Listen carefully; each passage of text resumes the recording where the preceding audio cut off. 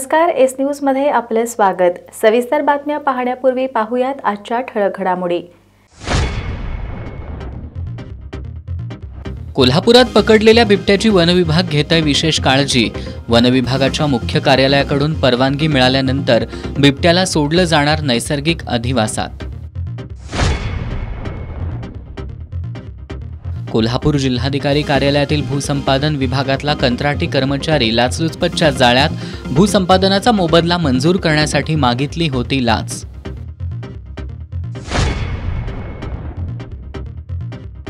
कोल्हापुरातील केशवराव भोसले नाट्यगृहाच्या परिसरातील अतिक्रमण जमीनदोस्त। महापालिकेच्या अतिक्रमण निर्मूलन विभागाकडून करण्यात आली कारवाई। कोल्हापूर दौऱ्यावर आलेल्या माजी राष्ट्रपती रामनाथ कोविंद यांचं उजळाईवाडी विमानतळावर जिल्हा प्रशासनाच्या वतीनं करण्यात आलं स्वागत।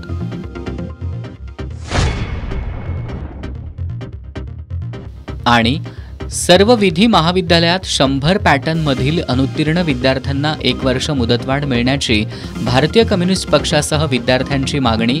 शिवाजी विद्यापीठाच्या प्रवेशद्वारावर सुरू केलं आमरण उपोषण।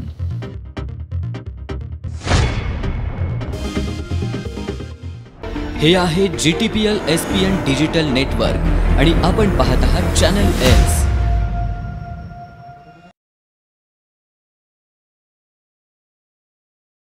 नमस्कार, एस न्यूजच्या बातमीपत्रात आपलं पुन्हा एकदा स्वागत। आता पाहूयात सविस्तर बातम्या। कोल्हापूर शहरात आलेल्या बिबट्याला पकडल्यानंतर त्याची काळजी घेतली जाते। या बिबट्याला मंगळवारी रात्री आणि आज सकाळी 4 किलो चिकन देण्यात आलंय। लवकरच त्याला नैसर्गिक अधिवासात सोडलं जाणार आहे। कोल्हापूर शहरातील ताराबाई पार्क परिसरात पकडलेल्या बिबट्याला वनविभागानं सोनतळीतील आपल्या कार्यालयात ठेवलंय। मंगळवारी रात्री पशुवैद्यकीय अधिकाऱ्यांकडून बिबट्याची तपासणी करण्यात आली। यामध्ये बिबट्याला कोणत्याही प्रकारची शारीरिक इजा झालेली नाही, तसंच अंतर्गत जखमाही नाहीत। त्याची प्रकृती चांगली आहे। रात्री आणि आज सकाळी त्याला 4 किलो चिकन देण्यात आलं। सध्या त्याची प्रकृती स्थिर असून तो शांत असल्याची माहिती वनविभागाच्या अधिकाऱ्यांनी दिली। वरिष्ठांच्या सल्ल्यानंतर नागपूर इथल्या वनविभागाच्या मुख्यालयातून परवानगी आल्यानंतर या बिबट्याला कोणत्या ठिकाणी कधी सोडायचं याचा निर्णय घेण्यात येईल, अशी माहिती करवीर वनक्षेत्रपाल नंदकुमार नलवडे यांनी एस न्यूजशी बोलताना दिली। जिल्हाधिकारी कार्यालयातील भूसंपादन विभागात काम करणाऱ्या कंत्राटी कर्मचाऱ्यासह 8,000 रुपयांची लाच स्वीकारताना लाचलुचपत प्रतिबंधक विभागानं रंगेहात पकडले। इलाही मिरामुल्ला असं संशयित आरोपीचं नाव असून ते नायब तहसीलदार पदावरून सेवानिवृत्त झाले आहेत। कोल्हापूर जिल्हाधिकारी कार्यालयातील भूसंपादन विभागात कंत्राटी पद्धतीनं कार्यरत असलेले सेवानिवृत्त नायब तहसीलदार इलाही मिरामुल्ला यांना आज लाचलुचपत प्रतिबंधक विभागानं सापळा कारवाईत अटक केली। तक्रारदार यांची हातकणंगले तालुक्यातील रेंदाळ गावातील गट क्रमांक 987 मधील काही जमीन दूधगंगा कालव्यासाठी भूसंपादित करण्यात आली होती। त्या मोबदल्याची रक्कम मिळवण्यासाठी त्यांनी 4 सप्टेंबर 2025 रोजी अर्ज केला होता। या अर्जाच्या चौकशी दरम्यान इलाही मिरामुल्ला यांनी मोबदला मंजूर करून देण्यासाठी 10,000 रुपयांची लाच मागितली होती। तक्रारदारांनी याबाबत तात्काळ लाचलुचपत प्रतिबंधक विभाग कोल्हापूर इथं तक्रार दाखल केली। तक्रारीच्या पडताळणीनंतर आरोपींनी 8,000 रुपयांवर तडजोडी करून लाच स्वीकारण्यास संमती दिली, असं निष्पन्न झालं। आज पंच साक्षीदारांच्या उपस्थितीत लाचलुचपत प्रतिबंधक विभागानं आरोपींना 8,000 रुपयांची लाच स्वीकारताना रंगेहात पकडलं। शाहूपुरी पोलीस ठाण्यात त्यांच्यावर गुन्हा दाखल करण्याची प्रक्रिया सुरू आहे। ही कारवाई पोलीस उपअधीक्षक वैष्णवी पाटील यांच्या नेतृत्वाखाली पोलीस उपनिरीक्षक प्रकाश भंडारे, पोलीस हेड कॉन्स्टेबल विकास माने, संदीप काशीद, संगीता गावडे, पोलीस नाईक सचिन पाटील, उदयसिंह पाटील आणि गजानन कुराडे यांच्या पथकानं केली। शिवसेना तसंच राष्ट्रवादी काँग्रेसच्या पक्ष आणि चिन्हाच्या सुनावणीसाठी आता नवीन तारीख मिळाली आहे। दोन्ही पक्षांच्या वादावर आता सर्वोच्च न्यायालय पुढच्या वर्षी म्हणजे 21 जानेवारी रोजी सुनावणी करणार आहे। त्यामुळे स्थानिक स्वराज्य संस्थांच्या निवडणुका पार पडल्यानंतर याचा फैसला होण्याची शक्यता आहे।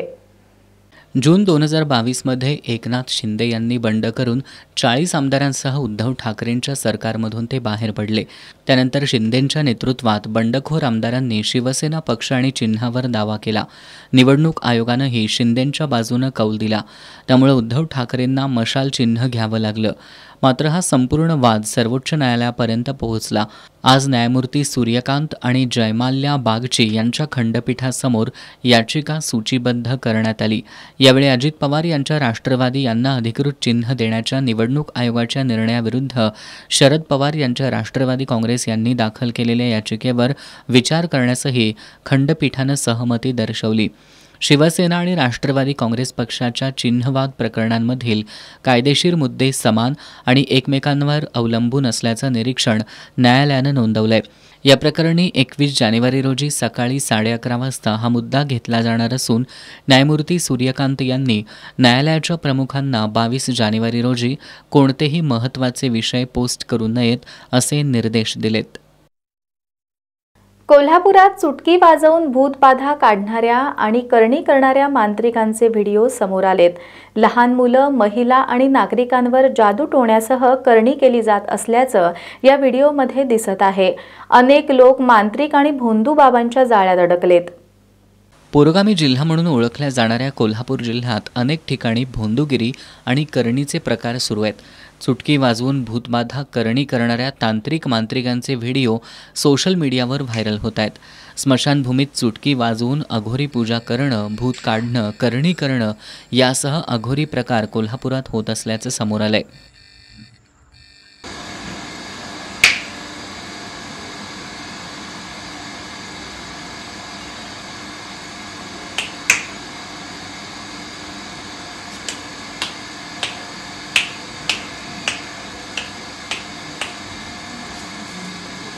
लहान मुलासह महिला आणि नागरिकांवर अशा प्रकारच्या जादू टोण्यासह करणी केली जात असल्याचं पुढं आलंय.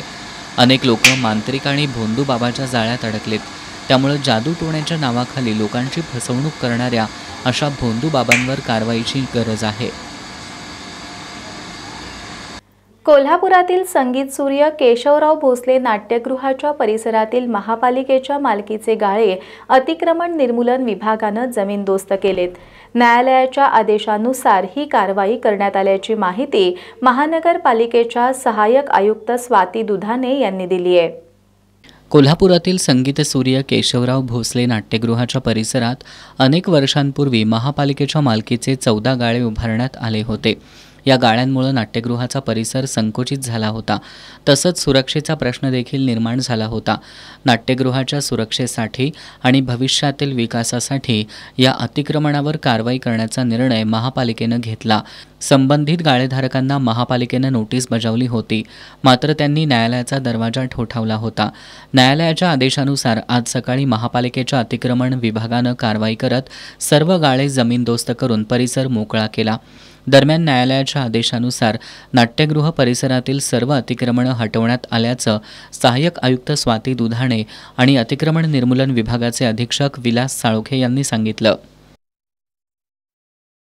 ईस्ट ऑफिसर कोल्हापूर महानगरपालिका आज केशवराव भोसले नाट्यगृहालगत जे महानगरपालिकेच्या मालकीचे जे गाळे होते हे गाळे रितसर 81 ची नोटीस लागू करून सुनावणी घेऊन शेवटी मनपाच्या ताब्यात घेण्यात आलेले आहेत आणि आज रोजी सदरचे गाळे हे निष्कासित करण्याची कारवाई सुरू आहे. या कारवाईमुळे नाट्यगृहाच्या सभोवतालचा परिसर मोकळा झाल्यानं नाट्यगृहाला आता मोकळी जागा मिळाली आहे. भविष्यात नाट्यगृह अधिक सुंदर आणि सुव्यवस्थित उभं राहून सांस्कृतिक कार्यक्रमांना अधिक वाव मिळण्याची शक्यता निर्माण झाली आहे. त्यामुळे पुन्हा एकदा संगीत सूर्य केशवराव भोसले नाट्यगृह नव्या रूपात झळकणार अशी नागरिकांना अपेक्षा आहे. नगरपालिका आणि नगरपंचायत निवडणुकीच्या अनुषंगानं जिल्हाधिकारी अमोल येडगे यांनी आज कागल नगर परिषद क्षेत्रातील मतदान केंद्रांची पाहणी करून निवडणुकीच्या तयारीचा आढावा घेतला. यावेळी त्यांनी सर्व अधिकारी आणि कर्मचाऱ्यांना निवडणूक आयोगाच्या मार्गदर्शक सूचनांनुसार काम करण्याच्या सूचना दिल्या. नगरपालिका आणि नगरपंचायत निवडणुकीच्या अनुषंगानं जिल्हाधिकारी अमोल येडगे यांनी आज कागल नगरपरिषद क्षेत्रातील गोपाळकृष्ण गोखले शाळा, जयसिंगराव पार्क मतदान केंद्र तसंच सावित्रीबाई फुले जयसिंग पार्कमधील मतमोजणी हॉलला भेट देऊन निवडणुकीसाठी करण्यात आलेल्या तयारीचा आढावा घेतला. त्यांनी सर्व अधिकारी आणि कर्मचाऱ्यांना निवडणूक आयोगाच्या मार्गदर्शक सूचनांनुसार काम करण्याच्या सूचना दिल्या. यानंतर त्यांनी नगरपरिषद निवडणूक विभागाच्या कार्यालयात बैठक घेतली.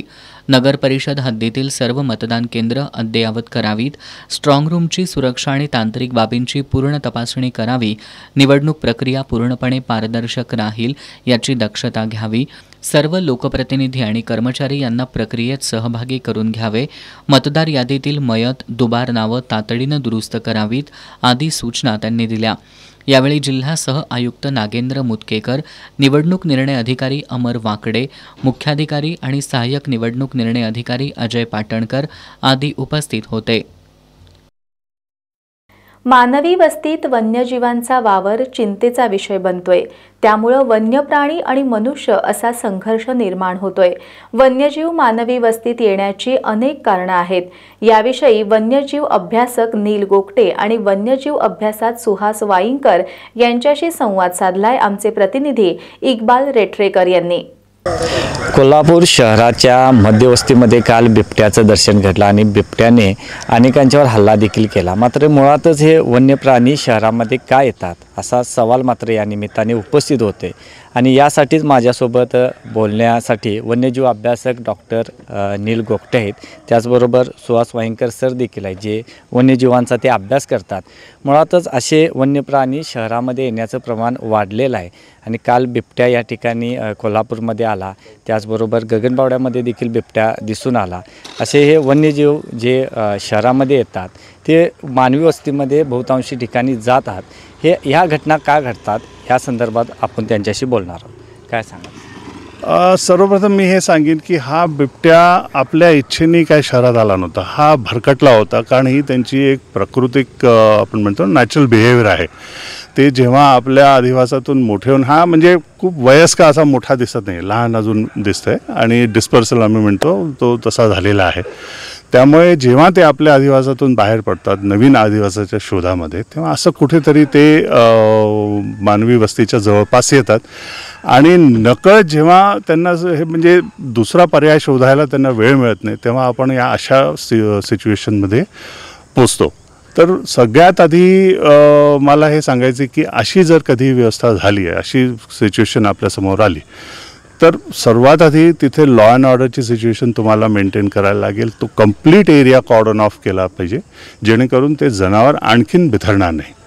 आपण काय करतो, खूप गोंगाट करतो, दगड फेकतो, हल्लागुल्ला होतो. त्यामुळे ते हे जनावर ते सगळं ऐकण्याचं म्हणजे त्याला नॅचरली हे सगळं नसतं त्याच्या इथे आणि हे सगळं जेव्हा होतं तेव्हा ते एकदम बिथरतं आणि मग बिथरून ते मग इकडे तिकडे पळायचा प्रयत्न करतो. त्याच्यात मग ते आत्मरक्षेच्या ह्याच्यात कोणावर तरी आपण हल्ला करतो.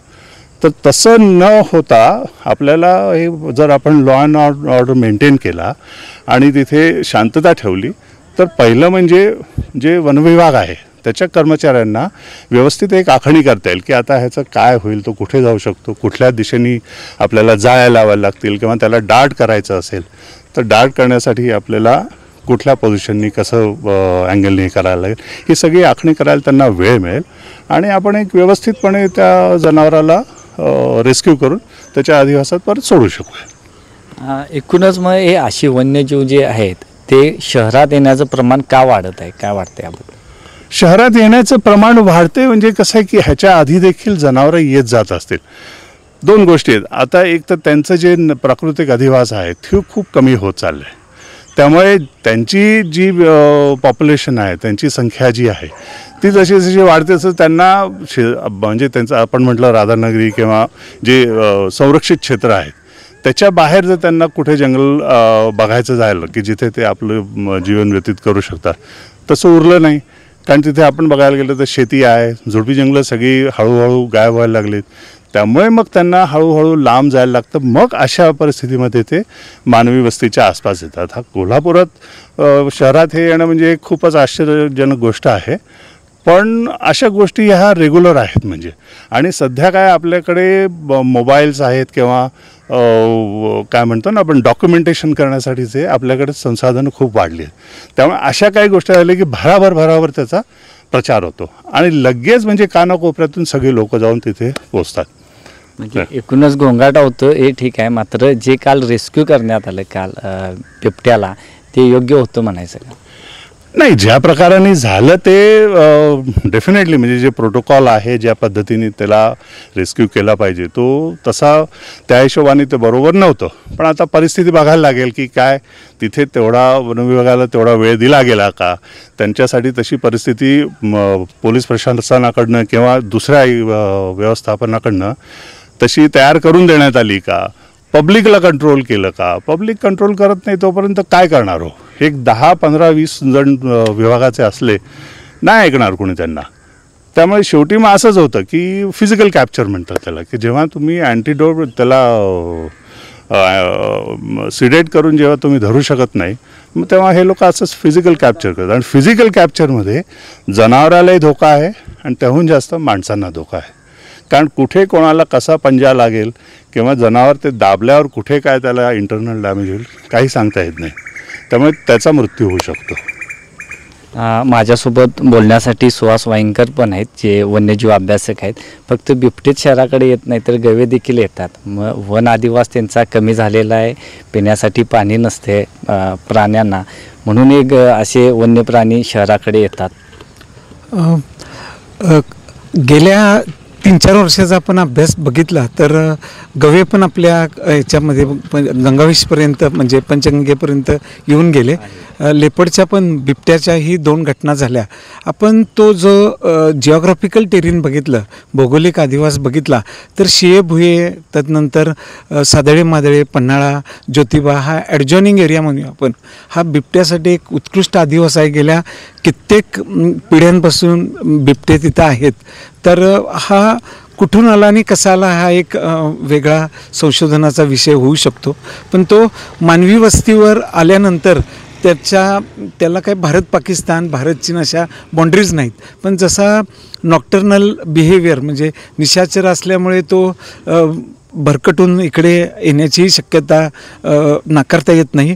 तर जसं आपल्याला काही प्रोटोकॉल्स आहेत, काही SOP आहे, तो जर पाळला की जसं पोलीस प्रशासनाने वन्यजीव विभाग यांचा चांगला समन्वय असेल आणि रेस्क्यू टीम पण आहे तर त्याद्वारे आपण जर गर्दीवर काबू करू शकलो तर जे फोटो काढण्यासाठी व्हिडिओ शूटिंग घेण्यासाठी जे अहमिय का चालले असते तर त्याच्यावर कंट्रोल आपण करू शकलो तर प्राणीही बिथरणार नाही आणि विन विन सिच्युएशन म्हणजे त्यालाही आपण व्यवस्थित पकडून नैसर्गिक अधिवासात सोडू आणि काही मनुष्यावर हल्ले होतील तर ती कॅज्युअलिटी पण आपण कमी करू शकू किंवा पूर्णपणे थांबवू शकू. काय अंदाज वाटतोय प्राथमिक, कारण ते बिबट्या शहरात येणं म्हणजे पन्हाळा ज्योतिबा अशा मार्गे तो आला असावा अशी शक्यता वाटते काय? हां, कारण का शियेभुयेपर्यंत ऊसाचं खूप मोठं क्रॉपिंग आहे. त्याला जे मोर आहेत,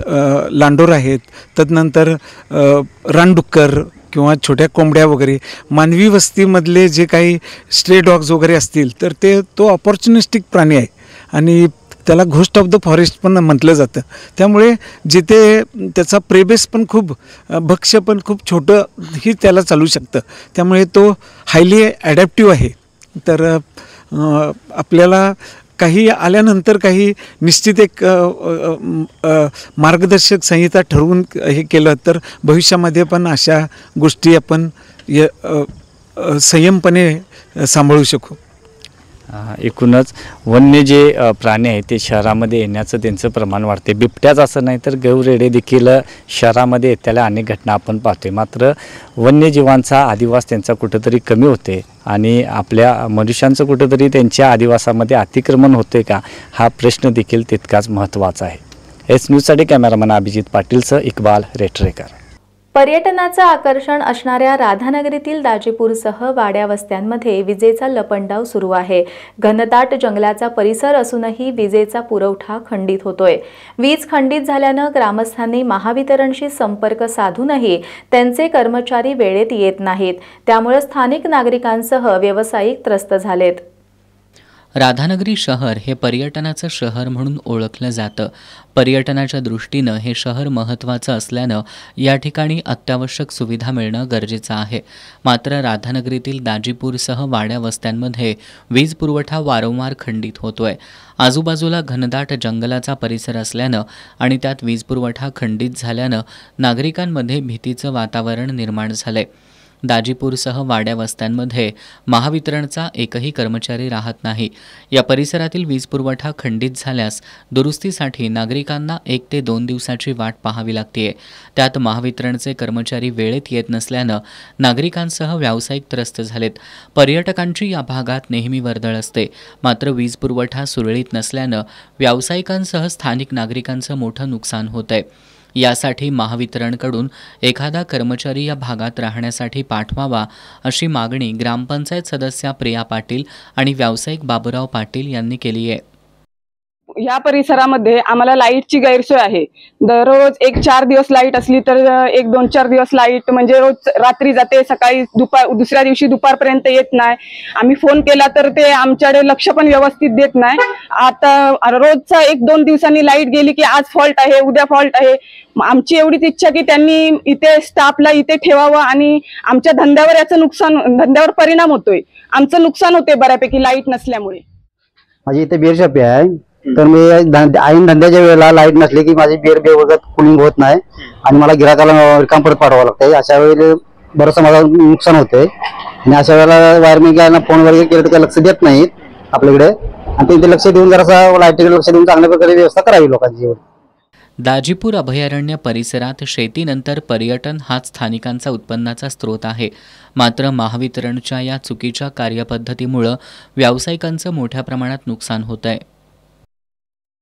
माजी राष्ट्रपती रामनाथ कोविंद हे आज कोल्हापूर दौऱ्यावर आलेत. त्यांचं कोल्हापूर विमानतळावर जिल्हा प्रशासनाच्या वतीनं जिल्हाधिकारी अमोल येडगे, मुख्य कार्यकारी अधिकारी कार्तिकेयन एस आणि जिल्हा पोलीस अधीक्षक योगेश कुमार गुप्ता यांनी स्वागत केलं. यावेळी पद्मश्री डॉक्टर विकास महात्मे, संजय घोडावत, विद्यापीठाचे कुलगुरू उद्धव भोसले, विश्वस्त विनायक भोसले, अपर जिल्हाधिकारी संजय शिंदे, विमानतळ संचालक अनिल शिंदे, राधानगरी प्रांताधिकारी प्रसाद चौगुले, करवीर तहसीलदार स्वप्नील रावडे आदी उपस्थित होते. यावेळी जिल्हा प्रशासनाच्या वतीनं जिल्हाधिकारी अमोल येडगे यांनी त्यांना कोल्हापूर जिल्हा पर्यटन पुस्तिका भेट दिली. दरम्यान रामनाथ कोविंद यांनी करवीर निवासिनी श्री अंबाबाई देवीचं दर्शनही घेतलं. यावेळी अंबाबाईची मूर्ती, शाल आणि श्रीफळ देऊन त्यांचा सत्कार करण्यात आला. कागल तालुक्यातील पिंपळगाव खुर्द आणि वंदूर परिसरात गव्याचा कळप दिसला. मंगळवारी रात्री 9:30च्या सुमारास पिंपळगाव खुर्दमधून 2 ते 3 गवे कागल मुरगुड राज्यमार्गाच्या दिशेनं आल्याचं काही नागरिकांच्या निदर्शनास आलं. या गव्यांनी वर्दळीचा रस्ता ओलांडताना एका कारला धडक दिली. गव्यांचा वावर असल्यानं शेतकऱ्यांमध्ये भीतीचं वातावरण आहे. कागलमधील पिंपळगाव खुर्द आणि वंदूर परिसरात आज गव्यांचा कळप दिसला. 2 ते 3 गवे कागल मुरगुड राज्यमार्गाच्या दिशेनं आल्याचं काही नागरिकांनी पाहिलं. या गव्यांनी वर्दळीचा रस्ता ओलांडताना एका कारला धडक दिली. काही वेळानं हाच गव्यांचा कळप ग्रामपंचायत परिसर आणि बसवेश्वर मंदिराकडे जाणाऱ्या रस्त्यावरही दिसल्याचं स्थानिकांनी सांगितलं. अनेक नागरिकांनी या घटनेचा व्हिडिओ मोबाईलमध्ये चित्रित करून माध्यमांवर शेअर केला. गव्यांच्या या संचारामुळे शेतकऱ्यांमध्ये भीतीचं वातावरण आहे.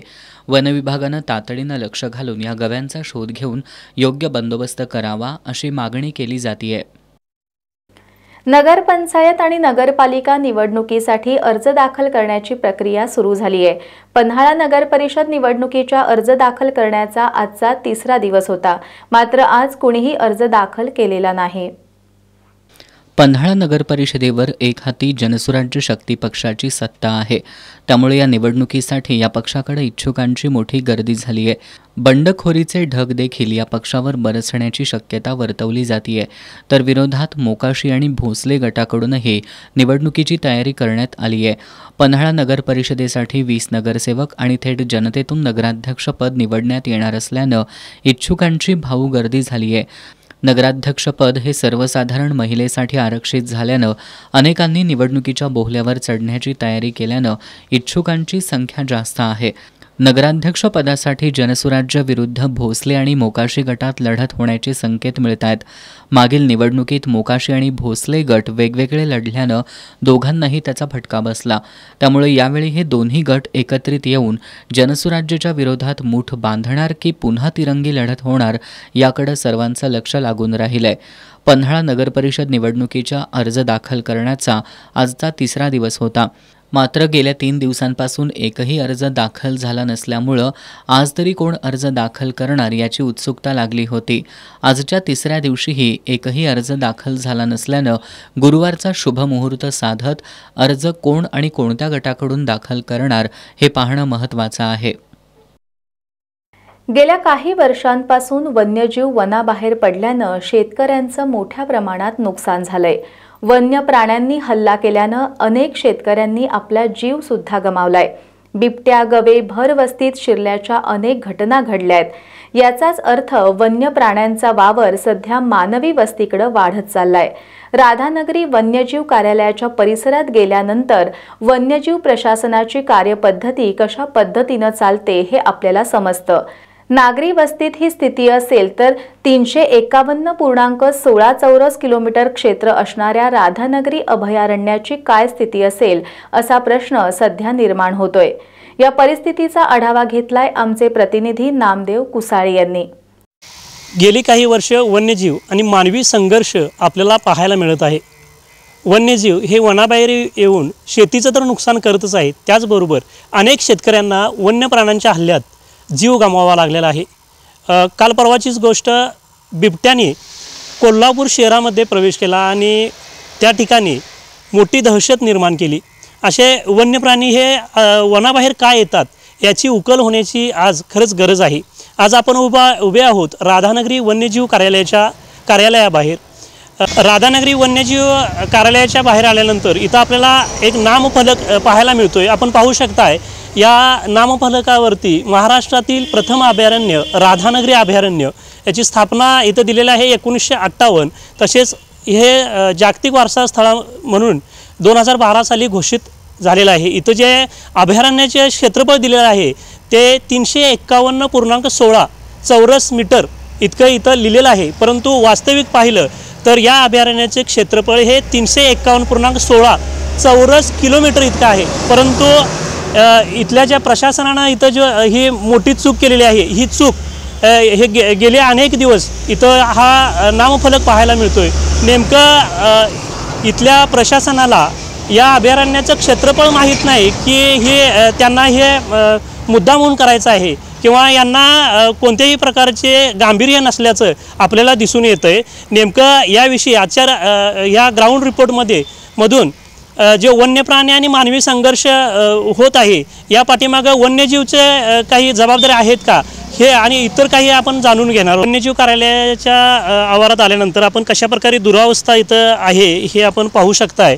इथं मोठ्या प्रमाणात दुरावस्था आपल्याला दिसून येते.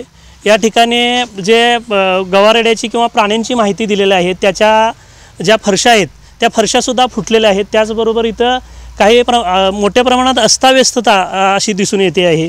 ती वनाची मोठी देणगी लाभलेलं हे अभयारण्य, परंतु प्रशासनाच्या दुर्लक्षामुळं मोठ्या प्रमाणात इथं दुरावस्था असल्याचं पाहायला मिळतं आहे.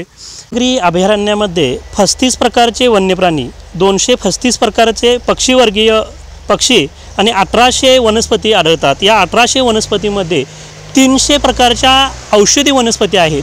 आणि हे असं असतानासुद्धा आता वन्यजीव विभागाच्या कार्यालयाच्या बाहेर आपण कशा प्रकारे प्लॅस्टिकचा कचरा साठलेला आहे हे आपण बघू शकताय. मोठ्या प्रमाणात बाटल्या आणि इतर प्लॅस्टिकचा कचरा हा साठलेलं आहे. हे जर वन्यजीव कार्यालयाच्या बाजूला असं असेल, याचा मानवी हस्तक्षेप मोठ्या प्रमाणात झालेला असल्याचं आपल्याला यावरूनच समजू शकतंय. शासनाच्या काही लाखांचा निधी खर्च करून इथं एक निसर्ग माहिती केंद्र उभारलेलं आहे. राधानगरी वन्यजीव अभयारण्याने हे निसर्ग माहिती केंद्र उभारलेलं आहे. नेमकं या निसर्ग माहिती केंद्रामध्ये आतमध्ये जर डोकावलं तर या माहिती केंद्रामध्ये कोणत्याही प्रकारची वन्यजीवांची किंवा निसर्गाची माहिती नाही आहे. तर इथं अस्ताव्यस्त प्रमाणात खुर्च्या टाकलेल्या आहेत आणि कोणत्याही प्रकारची माहिती नाही. मग इतका निधी खर्च करून नेमकं वन्यजीव विभागानं काय साध्य केलं असं पण प्रश्न उपस्थित होतो आहे. त्याचबरोबर वन्यजीव विभागाच्या काही अधिकाऱ्यांना जर याबाबत विचारलं तर त्यांच्याकडून आम्ही शासनाकडे याबाबत चांगल्या प्रकारचं निसर्ग माहिती केंद्र करण्यासाठी प्रस्ताव सादर केलेला असल्याचं सांगण्यात येतं आहे. परंतु नेमका हा प्रस्ताव कुठंपर्यंत आला आहे याची कोणत्याही प्रकारची माहिती स्पष्ट होत नाही. राधानगरी आणि दाजीपूर अभयारण्यामध्ये मोठ्या प्रमाणात पर्यटक इकडे येत असतात. राधानगरी वन्यजीव विभागाजवळ आल्यानंतर या ठिकाणी फुलपाखरू उद्यान आहे. या फुलपाखरू उद्यानामध्ये वर्षाकाठी हजारो पर्यटक भेट देत असतात. परंतु वन्यजीवनं याच्या देखभाल दुरुस्तीकडं काहीसं दुर्लक्ष केलेलं आपल्याला पाहायला मिळतं आहे. या ठिकाणी जे तुषार आणि स्प्रिंकलर लावून पाणी जे द्यायला पाहिजे होतं ते कधीही सुरू नसल्याचं आपल्याला इथं पाहायला मिळतं आहे. त्याचबरोबर इथं जे पर्यटकांना ये-जा करण्यासाठी लाकडी हे उभारलेलं आहे त्यांचे काही ठिकाणी फळ्या मोडून पडलेल्या आहेत. याकडे सुद्धा व्यवस्थापनाचं दुर्लक्ष असल्याचं आपल्याला पाहायला मिळतं आहे. त्याचबरोबर इथं अनेक प्रकारच्या म्हणजे दुरावस्था दिसून येतात. या दुरावस्थेकडं वन्यजीव विभाग प्रशासन का दुर्लक्ष करतं आहे हाच मोठा प्रश्न आहे. वर्षाकाठी हजारो पर्यटक या अभयारण्याला भेट देत असतात आणि हे भेट देत असताना इथले जे स्थानिक नागरिक आहेत या स्थानिक नागरिकांना रोजगार उपलब्धता होते. परंतु जर पर्यटकांना विविध प्रकारच्या सोयीसुविधा दिल्या नाहीत तर इथल्या स्थानिक नागरिकांच्या जो रोजगार आहे त्याच्यावर सुद्धा मर्यादा येऊ शकतात. त्यामुळं जे वन्यजीव विभाग प्रशासन आहे त्यांनी वन्यजीव हे सुरक्षित राहिलेच पाहिजेत. त्याचबरोबर या परिसरातील जे नागरिक आहेत त्यांनासुद्धा त्यांचं जीवन हे चांगल्या प्रकारे जगता यावं यासाठी त्यांनासुद्धा मदत करण्याची गरज आहे. परंतु तशा प्रकारचं होत नसल्याचं आपल्याला दिसून येते. त्याचबरोबर वन्यजीव प्रशासन आणि सर्वसामान्य नागरिक या परिसरातील यांचा संवाद हा होऊन चांगल्या प्रकारे इथले जे अभयारण्यामध्ये विविध प्रकारच्या वनतळी आणि इतर सोयीसुविधा उपलब्ध करून वन्य प्राणी वनाबाहेर येऊ नयेत यासाठी त्यांची अन्न साखळी चांगल्या प्रकारे तयार करणं गरजेचं आहे. परंतु याकडे सुद्धा वन्यजीव प्रशासनाचं दुर्लक्ष असल्याचं आपल्याला पाहायला मिळतं आहे आणि त्यामुळंच वन्य प्राणी हे वनाबाहेर येऊन मोठ्या प्रमाणात वन्य प्राणी आणि मानवी संघर्ष वाढत आहे. वन्य प्राणी आणि मानवी संघर्ष थांबवण्यासाठी वन्यजीव विभागाची महत्त्वाची भूमिका आहे. परंतु ही भूमिका वन्यजीव प्रशासनानं समजून घेऊन चांगल्या प्रकारचं कार्य करणं गरजेचं आहे. येस न्यूजसाठी नामदेव कुसाळे, राधानगरी. श्री क्षेत्र ज्योतिबा डोंगरावरील काळभैरव मंदिरात आज काळभैरव जन्मकाळ सोहळा मोठ्या उत्साहात पार पडला. यावेळी काळभैरवाची पारंपरिक भैरव रूपात तर ज्योतिबाची चतुर्भुज रूपात पूजा बांधण्यात आली होती. श्री क्षेत्र ज्योतिबा डोंगरावरील काळभैरव मंदिरात आज काळभैरव जन्मकाळ सोहळा आयोजित करण्यात आला. पहाटे 4 वाजता घंटानाद केल्यानंतर पाद्यपूजा, काकड आरती, लघुरुद्र अभिषेक, पोशाख आणि देवाची अलंकार महापूजा बांधण्यात आली. त्यानंतर पुण्यवचन, मातृका पूजन, नवग्रह पूजन, क्षेत्रपाल पूजन आणि होम हवन झालं. यावेळी पुरोहितांनी मंत्रपठण केलं. दुपारी 2 ते 5 वाजेपर्यंत भजन आणि डवरी गीतांचा कार्यक्रम झाला. सायंकाळी 6 वाजता काळभैरव जन्मकाळ सोहळा पार पडला. त्यानंतर भाविकांनी गुलाल आणि फुलांची उधळण करत चांगभलचा गजर केला. यावेळी काळभैरवाची पारंपरिक भैरव रूपात पूजा बांधण्यात आली होती. ही पूजा सुमित भिवंदरणे, गणेश झुगर, विनायक ठाकरे, तानाजी चिखलकर, प्रवीण झुगर, तुषार झुगर, अजित भोरे, रघुनाथ ढोले यांनी बांधली. तर ज्योतिबाची चतुर्भुज रूपात पूजा बांधण्यात आली होती. ही पूजा अंकुश दादरणे, ओमकार सांगळे, विकास ठाकरे, महालिंग शिंगे, बाळू सांगळे, नितीन लादे, उत्तम भिदरणे यांनी पूजा बांधली. काळभैरवाच्या नावानं चांगभलचा गजर करत सुंठवड्याचं वाटप करण्यात आलं. त्यानंतर फटाक्यांची आतषबाजी करून सोहळ्याची सांगता झाली. शिवाजी विद्यापीठ अंतर्गत येणाऱ्या सर्व विधी महाविद्यालयात 100 पॅटर्नमधील अनुत्तीर्ण विद्यार्थ्यांना 1 वर्ष मुदतवाढ मिळावी अशी मागणी भारतीय कम्युनिस्ट पक्षाच्या वतीनं करण्यात आली आहे. या मागणीसाठी पक्षाच्या सहकार्यानं विद्यार्थ्यांनी शिवाजी विद्यापीठाच्या प्रवेशद्वारावर आमरण उपोषणाला सुरुवात केली आहे. शिवाजी विद्यापीठानं 2014-15 या शैक्षणिक वर्षात विधी पदवीसाठी 100 पॅटर्न अभ्यासक्रम सुरू केला होता. या अंतर्गत बहुतांश विद्यार्थी अजून देखील अनुत्तीर्ण आहेत. आता विद्यापीठाची परीक्षा देण्याचा कालावधी समाप्त झालाय. यातील बहुतांश विद्यार्थी हे 35 वर्षावरील आहेत. त्यांना पहिल्यापासून विधीची परीक्षा देणं शक्य नाही. त्यांना 1 वर्ष मुदतवाढ मिळावी अशी मागणी भारतीय कम्युनिस्ट पक्षाच्या वतीनं करण्यात आली आहे.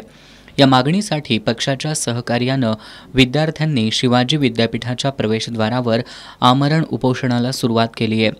वास्तविक शिवाजी विद्यापीठानं विद्यार्थ्यांना जुलै 2025 पर्यंत विद्यार्थ्यांचे परीक्षा अर्ज भरून घेतले जातील असं आश्वासन दिलं होतं. मात्र विद्यापीठानं अचानक परीक्षेच्या 17 दिवस आधीच 100 पॅटर्नमधील अनुत्तीर्ण विद्यार्थ्यांना परीक्षा फॉर्म भरता येणार नाहीत असं परिपत्रक जाहीर केलंय. शिवाजी विद्यापीठातील अधिकार मंडळाला आणि कुलगुरूंना 1 वर्ष मुदत वाढवण्याचा अधिकार आहे. त्याचबरोबर बार काउन्सिल ऑफ इंडियाच्या नियमावलीमध्ये देखील असा उल्लेख आहे. त्यामुळे शिवाजी विद्यापीठ अंतर्गत येणाऱ्या सर्व विधी महाविद्यालयीन 100 पॅटर्न विद्यार्थ्यांना 1 वर्ष मुदतवाढ मिळावी अशी मागणी भारतीय कम्युनिस्ट पक्षाच्या वतीनं करण्यात आली आहे. या मागणीसाठी ॲडव्होकेट अभिजित खोत यांच्यासह आशुतोष पाटील, शिवानी सुपेकर, प्राजक्ता भूतकर, सूरज वालावलकर आणि सुनंदा कोरे असे 5 जण आमरण उपोषणाला बसले आहेत. मागणी मान्य होत नाही तोपर्यंत माघार नाही असा पवित्रा या सर्वांनी घेतलाय. कोल्हापूर शहर अतिक्रमण मुक्त करूनच शहराचा सुधारित विकास आराखडा तयार करावा अशी मागणी अखिल भारत हिंदू महासभेनं केली आहे. या मागणीचं निवेदन त्यांनी अतिरिक्त आयुक्त शिल्पा दरेकर यांना दिलंय. कोल्हापूर हे ऐतिहासिक, सांस्कृतिक आणि धार्मिक परंपरेचं वैभव लाभलेलं शहर आहे. मात्र गेल्या काही दशकांपासून अनियोजित बांधकामं, अनधिकृत संरचना आणि अतिक्रमणांमुळे शहराचं मूळ सौंदर्य, वाहतुकीमधील सुसूत्रता आणि स्वच्छता धोक्यात आली आहे. महानगरपालिकेकडून अधूनमधून फेरीवाल्यांवर किंवा छोट्या टपऱ्यांवर कारवाई केली जाते. मात्र मोठ्या प्रमाणावर झालेल्या अनधिकृत बांधकामांकडे दुर्लक्ष केले जाते. त्यामुळे कोल्हापूर शहर अतिक्रमण मुक्त करूनच शहराचा सुधारित विकास आराखडा तयार करावा अशी मागणी अखिल भारतीय हिंदू महासभेकडून करण्यात आली आहे. या मागणीचं निवेदन महापालिकेच्या अतिरिक्त आयुक्त शिल्पा दरेकर यांना देण्यात आलं. अनधिकृत बांधकामांचा पारदर्शक सर्वेक्षण अहवाल तयार करावा, लघु व्यावसायिकांवरील कारवाई थांबवावी आणि त्यांना पर्यायी रोजगाराच्या सुविधा उपलब्ध करून द्याव्यात. अतिक्रमणमुक्त कोल्हापूर मोहीम नागरिकांच्या सहभागातून पारदर्शक पद्धतीनं राबवावी. सार्वजनिक तक्रार निवारण यंत्रणा स्थापन करून ऑनलाईन तक्रारींची सुविधा द्यावी. गेल्या 30 वर्षातील विकास आराखड्यांचं पुनरावलोकन करून जनतेसमोर अहवाल जाहीर करावा अशा मागण्या निवेदनाद्वारे करण्यात आल्यात. यावेळी अखिल भारतीय हिंदू महासभेचे कोल्हापूर जिल्हाध्यक्ष राजेंद्र तोरसकर, शीला माने, रश्मी साळुंखे, विकास जाधव, प्रशांत पाटील, सुरेश जाधव आदी उपस्थित होते. स्वर्गीय DC नरके यांनी दूरदृष्टीतून कुंभी बँकेची स्थापना केल्यानं शेतकऱ्यांची उन्नती झाल्याचं पालकमंत्री प्रकाश आंबेडकर यांनी सांगितलं. कोल्हापूर जिल्ह्यातील सहकार टिकला पाहिजे असं मतही त्यांनी व्यक्त केलं. ते कुंभी कासारी सहकारी बँकेच्या संभाजीनगर येथील 7व्या शाखेच्या उद्घाटन प्रसंगी बोलत होते. कुडीत्री इथल्या कुंभी कासारी सहकारी बँकेच्या संभाजीनगर इथल्या 7व्या शाखेचं उद्घाटन पालकमंत्री प्रकाश आंबेडकर, आमदार चंद्रदीप नरके आणि बँकेचे अध्यक्ष अजित नरके यांच्या प्रमुख उपस्थितीत करण्यात आलं. यावेळी बोलताना पालकमंत्री आंबेडकर यांनी स्वर्गीय DC नरके यांनी दूरदृष्टीतून कुंभी बँकेची स्थापना केल्यानं शेतकऱ्यांची उन्नती झाल्याचं सांगितलं. आमदार चंद्रदीप नरके यांनी कुंभी बँकेची यशस्वी वाटचाल सुरू असल्याचं सांगितलं. बँकेचा पाया मजबूत असून यापुढे ठेवी वाढाव्यात आणि जिल्ह्याबाहेर बँकेचा विस्तार व्हावा अशी अपेक्षा त्यांनी व्यक्त केली. बँकेचे अध्यक्ष अजित नरके यांनी यंदा बँकेचं सुवर्ण महोत्सवी वर्ष सुरू असून या सुवर्ण महोत्सवी वर्षात बँकेची 7वी शाखा सुरू केल्याचं सांगितलं. बँकेचा ऑडिट वर्ग अ असून NPA 0% असल्याची माहिती त्यांनी दिली. यावेळी नूतन शाखेमध्ये ठेव पावती ठेवणाऱ्या ग्राहकांचा मान्यवरांच्या हस्ते सत्कार करण्यात आला. या कार्यक्रमाला शिवसेना जिल्हाध्यक्ष विजय बल, कुंभी कारखान्याचे उपाध्यक्ष राहुल खाडे, बँकेचे उपाध्यक्ष अरुण पाटील, SP चौगले, प्रदीप नाळे, मारुती चौगले यांच्यासह सर्व संचालक, मुख्य कार्यकारी अधिकारी DS राऊत, शाखाधिकारी शिवाजी चौगले आणि सभासद उपस्थित होते. बेकायदेशीर काडतुसं बाळगणाऱ्या ऋषिराज पाटील याला स्थानिक गुन्हे अन्वेषण शाखेच्या पोलिसांनी अटक केली आहे. त्याच्याकडून 20,000 रुपये किमतीची 20 जिवंत काडतुसं जप्त करण्यात आली आहेत. स्थानिक गुन्हे शाखेचे अंमलदार दीपक घोरपडे, प्रवीण पाटील आणि सत्यजित तानुगडे यांना करवीर तालुक्यातील सडोली खालसा इथं राहणाऱ्या ऋषिकेश विजय पाटील हा बेकायदेशीर काडतुसे घेऊन हळदी इथं येणार असल्याची माहिती मिळाली होती. या माहितीच्या आधारे सापळा रचून कोल्हापूर राधानगरी मार्गावरील हॉटेल गोकुळ इथं संशयित ऋषिराज पाटील याला ताब्यात घेण्यात आलं. यावेळी त्याच्याकडून सुमारे 20,000 किमतीची 20 जिवंत काडतुसं सापडली. पोलिसांनी ती काडतुसं जप्त करून त्याच्यावर करवीर पोलीस ठाण्यात गुन्हा दाखल केला. करवीर पोलीस पुढील तपास करतायत.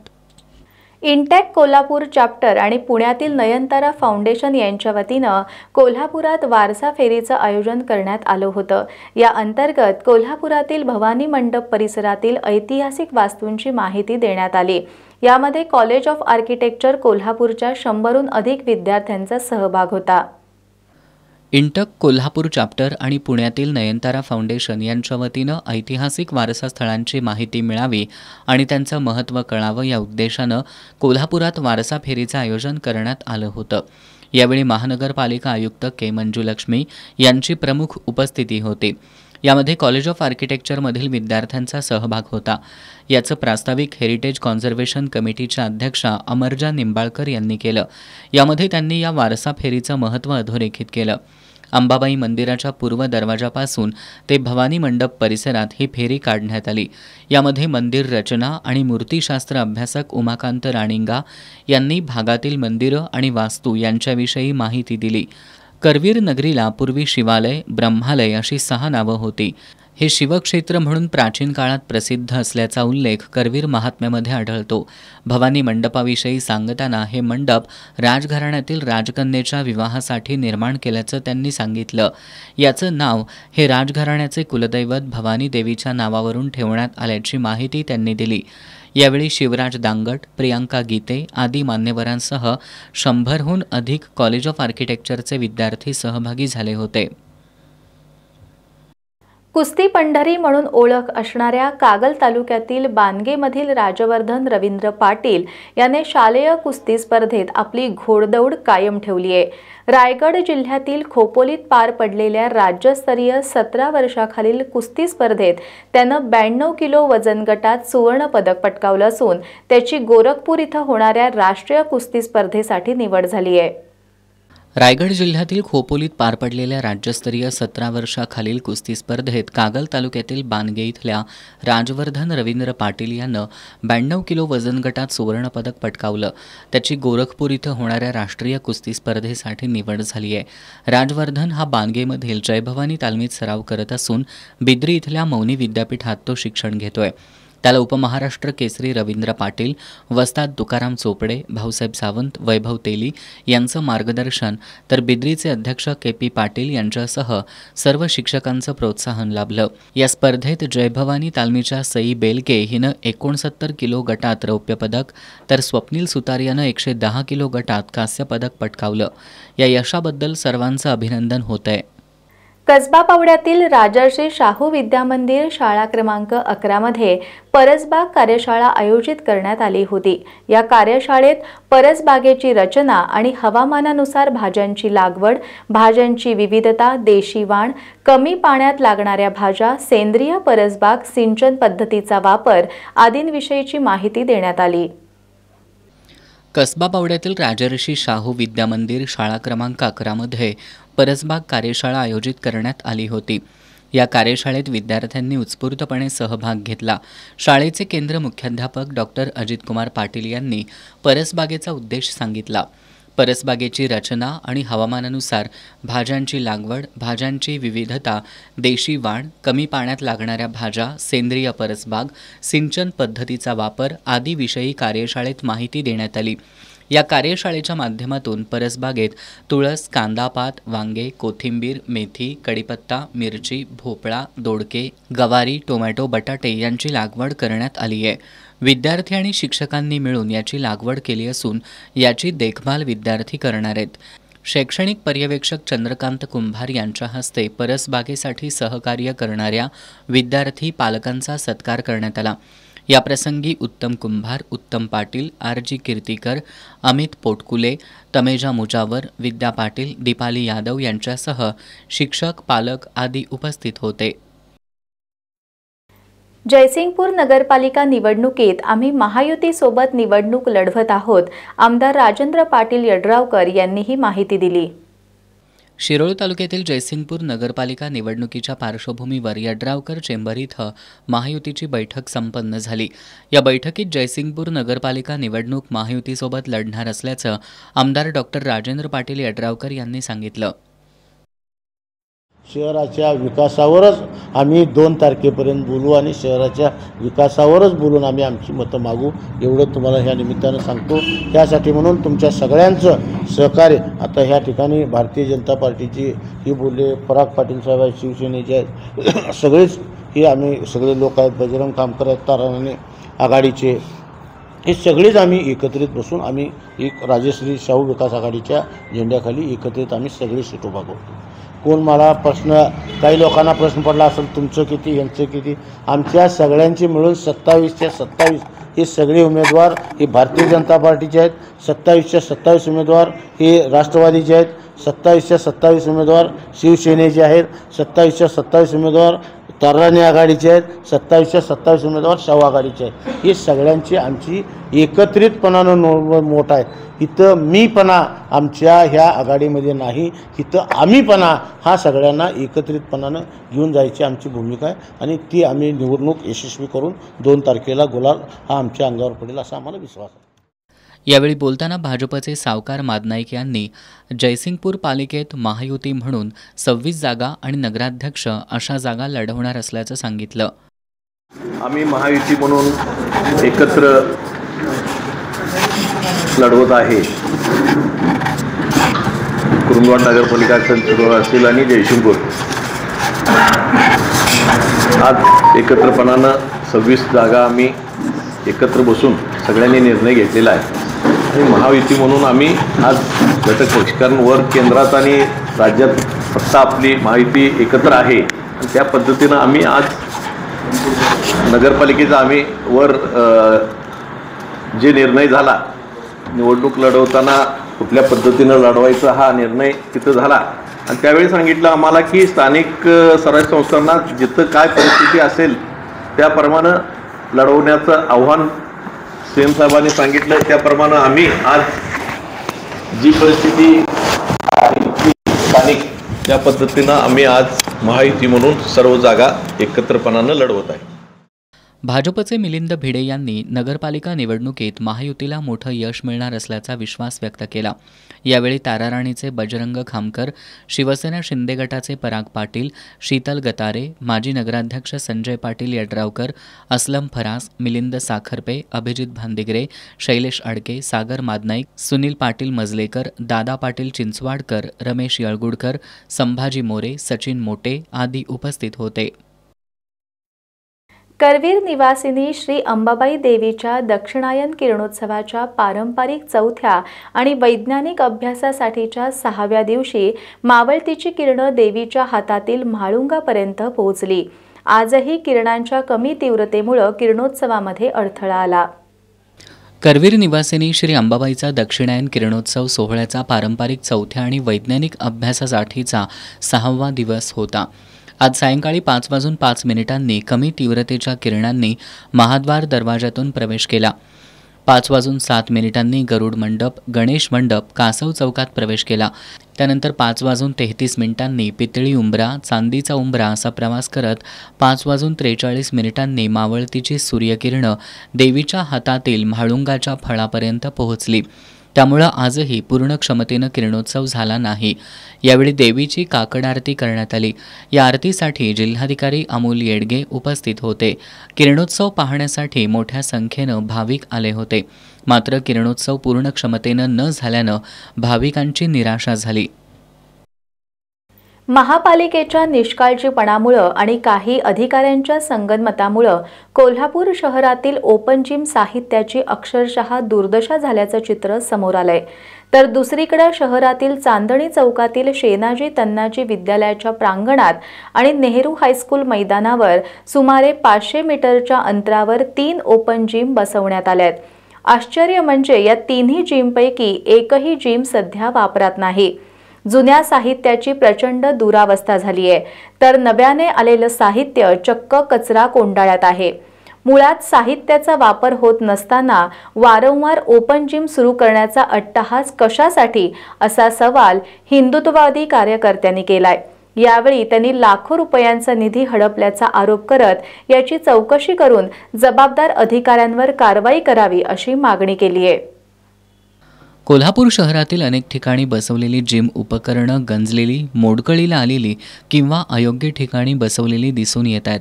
काही ठिकाणी ही उपकरणं नाल्याच्या किंवा ड्रेनेजच्या पाण्याच्या अगदी जवळ असल्यामुळं गंजून वापरण्यायोग्य राहिलेली नाहीत. अनेक ठिकाणी ही साधनं तुटलेली असून यामुळं लहान मुलांच्या सुरक्षेचा प्रश्न निर्माण झालाय. प्रशासनानं या जिमची वेळोवेळी देखभाल केली असती तर ही अवस्था उद्भवली नसती. परंतु महापालिकेचे अधिकारी याकडे पूर्णपणे कानाडोळा करत असल्याचा आरोप नागरिकांमधून केला जातोय. लक्ष्मीपुरी भाजी मार्केट परिसरातील डॉक्टर झाकीर हुसेन शाळेच्या आवारात बसवलेली जिम ही अशाच गैरव्यवस्थेचं उदाहरण ठरतंय. इथं एकाच प्रकारची उपकरणं 2-2 आणि 3-3 सेटमध्ये बसवली गेली आहेत. याच ठिकाणी 2015-16 साली सुमारे 10 लाख रुपयांचा खर्च करून जिमचं साहित्य बसवलं होतं. ते साहित्य वापरण्यायोग्य असतानाही जुनं साहित्य काढून नव्यानं लाखो रुपयांचं साहित्य बसवल्याचं समोर आलंय. त्यालगत असणाऱ्या लक्ष्मीपुरी भाजी मार्केटमधील इनडोअर जिममध्ये कोट्यावधींचं साहित्य बसवण्यात आलं असलं तरी ते उद्घाटनाविना गंजून पडलेलं दिसतंय. या जिमच्या परिसरात दारूच्या बाटल्या आणि कचरा पसरलेला असून इमारतीलगतच असलेलं स्वच्छतागृह अत्यंत दयनीय अवस्थेत आहे. याशिवाय सुमारे 500 मीटर अंतरावर असणाऱ्या शेनाजी तन्नाजी विद्यालयाच्या प्रांगणात देखील बसवलेलं जिम साहित्य वापरात नाही. या परिसरात रान वाढलेलं असून साप किड्यांचा धोका निर्माण झालाय. तरी देखील इथं नव्या घसरगुंडी आणि खेळाचं साहित्य बसवण्यात आलंय. जुन्या साहित्याची प्रचंड दुरावस्था झाली आहे. काही साहित्य चोरीला गेलंय तर नव्यानं आलेलं साहित्य चक्क कचरा कोंडाळत आहे. मुळात वापर होत नसताना वारंवार ओपन जिम सुरू करण्याचा अट्टहास का असा सवाल करून लाखो रुपयांचा निधी हडपल्याचा आरोप हिंदू एकताचे शहराध्यक्ष गजानन तोडकर, अखिल भारत हिंदू सभेचे राज्य संघटक मनोहर सोरप, प्रशांत पाटील, रश्मी साळोखे आणि सविता सोलापुरे यांनी केलाय. याची सखोल चौकशी करून जबाबदार अधिकाऱ्यांवर कारवाई करावी अशी मागणी त्यांनी केली आहे. कोल्हापुरामध्ये प्रसिद्ध असणारा रविवारपेठचा बाजार म्हणून आपण आज लक्ष्मीपुरीत आहे आणि जिथं आपण लक्ष्मी नांदते, लक्ष्मीचा वास आहे, अशा पद्धतीच्या या पूर्ण परिसरामध्ये आपण इथलं थोड्याच अंतरावरती बघितलं तर शेलाजी वनाची शाळा आहे आणि त्या ठिकाणी ओपन जिम बसवलेलं आहे. आजपर्यंत कोणीही एकही माणसाने व्यायाम केलेला नाही. ते संपूर्णपणे नादुरुस्त आहे. म्हणजे त्या ठिकाणी आणि त्याच्याच आडवं आता आधुनिक नवीन खेळणे बसवलेले आहेत, म्हणजे लाखो रुपये खर्च करून. आता तिथून इथंच अगदी 500 मीटरच्या अंतरावरती जर बघितलं रवी बँकेच्या बरोबर बॅकसाईडला तर या ठिकाणी एक प्रशस्त अशी अत्यंत आधुनिक साहित्य इथं व्यायामचं आणलं गेलं. यातलं बरेचसेच मटेरियल चोरीला गेलं. आज तागायत ह्या व्यायामशाळेचं उद्घाटन झालेलं नाही किंवा कोणीही या ठिकाणी व्यायामला आलेलं नाही. असं असताना सुद्धा बाजूलाच आपण एवढ्या मोठ्या प्रमाणामध्ये म्हणजे जवळजवळ 30-40 लाख रुपये खर्च करून पुन्हा एकदा ओपनचं जिमचं साहित्य बसवलेलं आहे. म्हणजे याचं कारण काय तर याचं कारण स्पष्ट दिसते की सत्तेतून पैसा आणि पैशातून सत्ता याच्या पलीकडे काहीही नाही आहे. कारण एका बाजूला बघितलं तर बाजारामध्ये आमच्या अनेक माता भगिनी येतात. या ठिकाणी टॉयलेट आहे. त्या टॉयलेटची अक्षरशः बाजारात येणाऱ्या महिलांनी नाक धरून या ठिकाणी भाजी घेतात. पण ते न करता या ठिकाणी तो ओपन जिम बसून फक्त यामध्ये ढपला काढण्यासाठी, म्हणून मगाशी म्हटलं ज्यावेळेस सत्तेतून पैसा पैशातून सत्ता ह्याच्या पलीकडे काही नाही. आणि ह्या महानगरपालिकेच्या आर्थिक पैशाचं म्हणजे आमच्यासारख्या खिशातला जो पैसा जातोय, जो ह्याने हे नुकसान केलेलं त्या सगळ्यांच्यावरती गुन्हे दाखल.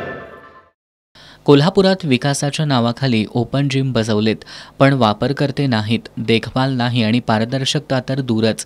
जिथं नागरिकांना मूलभूत सोयीसुविधांची गरज आहे तिथं महापालिकेनं जनहिताची कामं केल्याचं दाखवून लाखो रुपयांचा निधी खर्च केलाय.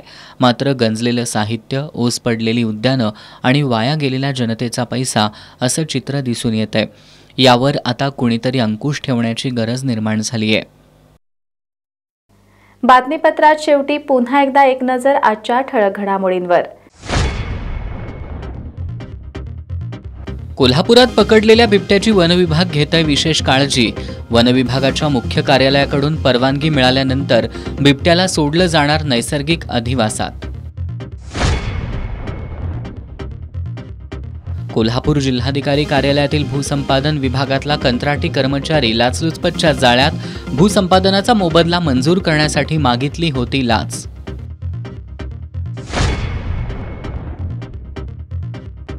कोल्हापुरातील केशवराव भोसले नाट्यगृहाच्या परिसरातील अतिक्रमण जमीनदोस्त. महापालिकेच्या अतिक्रमण निर्मूलन विभागाकडून करण्यात आली कारवाई. कोल्हापूर दौऱ्यावर आलेल्या माजी राष्ट्रपती रामनाथ कोविंद यांचं उजळाईवाडी विमानतळावर जिल्हा प्रशासनाच्या वतीनं करण्यात आलं स्वागत.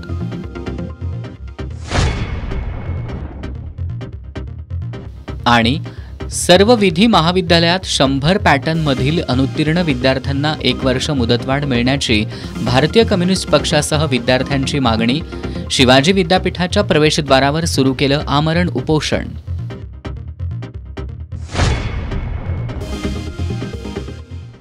ताज्या बातम्यांच्या अपडेटसाठी एस न्यूज कोल्हापूर हे फेसबुक पेज फॉलो करा. तसंच S news Kolhapur YouTube channel जरूर सबस्क्राईब करा. याबरोबरच आजचं हे बातमीपत्र संपलं. नमस्कार.